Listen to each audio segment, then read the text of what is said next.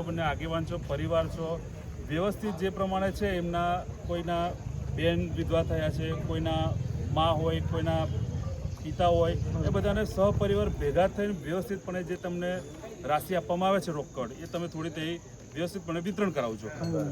બરાબર છે. બીજું કે અહીંયાથી ગયા પછી કોઈ અંદર તમારે એવું ના થાય કે ભાઈ આ પૈસા આના આ પરિવારના પૈસા છે, એટલે પરિવાર વ્યવસ્થિતપણે એનો ઉપયોગ કરે એ પ્રમાણે તમારે સમાજના આગેવાન તરીકે એમને વિતરણ કરી આપવાના.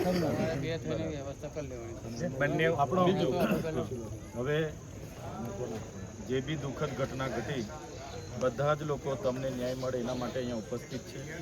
અમારા જિલ્લા પંચાયતના પ્રમુખ શ્રી ભીમસિંહભાઈ હોય, હું પોતે ધારાસભ્ય તરીકે હોય, નિરંજનભાઈ હોય, ગૌરાંગભાઈ હોય, મેહુલભાઈ હોય, સાદિકભાઈ હોય કે રણજીતભાઈ હોય કે આપણે કપૂરભાઈ હોય, સાથે સાથે એમના પોલીસ અધિકારીઓ પણ છે, રેલવે પોલીસ અધિકારીઓ પણ છે, ચીફ એન્જિનિયર સાહેબ છે, એમના બોમ્બેથી સાહેબ પણ આવ્યા છે. અમારો બધાનો હેતુ એક જ છે કે તમને ન્યાય મળે, એના માટે જ અમે હતા અને બધાના સહકારથી અમે આવ્યા છે. તો અમારી પણ જવાબદારી છે, આમની પણ જવાબદારી છે, એટલા માટે તમારી સાથે ઊભા છે. આ કોઈ ઉપકાર નથી, પણ અમારી બધાની ફરજના ભાગરૂપે તમને ન્યાય મળે એના માટે આવ્યા છે. જે પણ દુઃખદ ઘટના ઘટી એનાથી બધાને દુઃખ છે, પણ એનું તમારા પરિવાર પર જે દુઃખ આવી પડ્યું છે એમાં તમને એક રાહત પેટે અમે તમારા જે યુવાનો 22-25 વર્ષના આપણી વચ્ચે નથી રહ્યા, એની કિંમત પૈસાથી નથી કરતા. આ પૈસાથી એવું પણ નથી આપણે કહેવા માગતા કે ભાઈ આનાથી તમારું બધું થઈ જવાનું, પણ એક તમે પગભર બનો, નાના નાના બાળકો છે, બરાબર છે. એટલે એ માનવતાની રાહે રેલવે વિભાગ અને એજન્સી દ્વારા આ દુઃખદ ઘટનામાં તમને માનવતાની રાહે મદદરૂપ થવા માટે એમણે અમારા બધાનો આગ્રહ હતો એ પ્રમાણે એમણે 50-50 લાખની આપવાની જોગવાઈ કરી છે. એમાં આજે જે પ્રકારે ગૌરાંગભાઈએ કીધું કે હમણાં 15 તમને રોકડા આપી દેશે, બીજા તમારા 12.5 તમારા ખાતામાં, બે ખાતામાં 625 નાખે. એમાં 2 ખાતા તો એક ડામર લલિતભાઈ છે, એમના ખાતામાં 625 હમણાં જમા થઈ ગયા છે. પરમાર સરગરભાઈ છે, એમના ખાતામાં 625 જમા થઈ ગયા છે. મેડા પાર્વતીબેન છે, એમના ખાતામાં 625 જમા થયા છે. બીજું જે એક ખાતું આપ્યું છે, શું નામ છે? બાબુભાઈ બીજામાં પ્રોસેસ ચાલે છે, એ બી હમણાં જમા થઈ જશે. ત્રીજી વસ્તુ કે હવે જે તમારા 22,50,000 પેન્ડિંગ છે, તો રેલવે વિભાગના અધિકારી સાહેબે એની જવાબદારી લીધી છે અને ડિસેમ્બર મહિનાની 1લી તારીખે 1/12/2025ના રોજ, એટલે કે 7 દિવસ પછી સોમવારના રોજ તમે અહીંયા જ આવજો.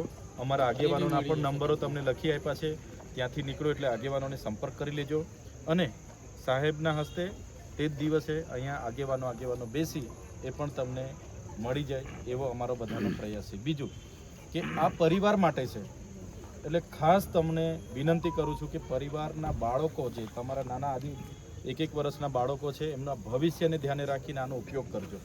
એવું નહીં કે આનો પછી ગેર જગ્યા ઉપયોગ થાય એવું નહીં. પરિવાર માટે, એમના નાના બાળકો માટે, ભવિષ્ય માટે ઉપયોગ કરજો, બરાબર છે. તો બધા જ લોકો અહીંયા ઉપસ્થિત થયા છે, બધાની તમારી સાથે સંવેદનાઓ છે અને અહીંથી લખાણ પણ આપણે પાકું કરી લીધું છે. જે પેમેન્ટનો વ્યવહાર હતો તે પણ હમણાં પતવા આવ્યો છે. ત્યારે સબવાહિની નર્મદા જિલ્લા પંચાયતના પ્રમુખશ્રીએ ફોન કર્યો, નર્મદા જિલ્લા પંચાયતમાંથી સબવાહિની પણ આવે છે, પોલીસ વિભાગના અધિકારીઓ પણ તમારી સાથે એમના બોર્ડર સુધી આવવાના છે. પેલી બાજુના પોલીસ અધિકારીઓ સાથે પણ વાત કરીશું, એ પણ તમને ત્યાં મૂકવા આવશે. શાંતિથી તમારા સગા સંબંધીઓને કહી અંતિમ વિધિ આવતીકાલે સવારે વહેલી તકે પતી જાય એવા તમે કરજો.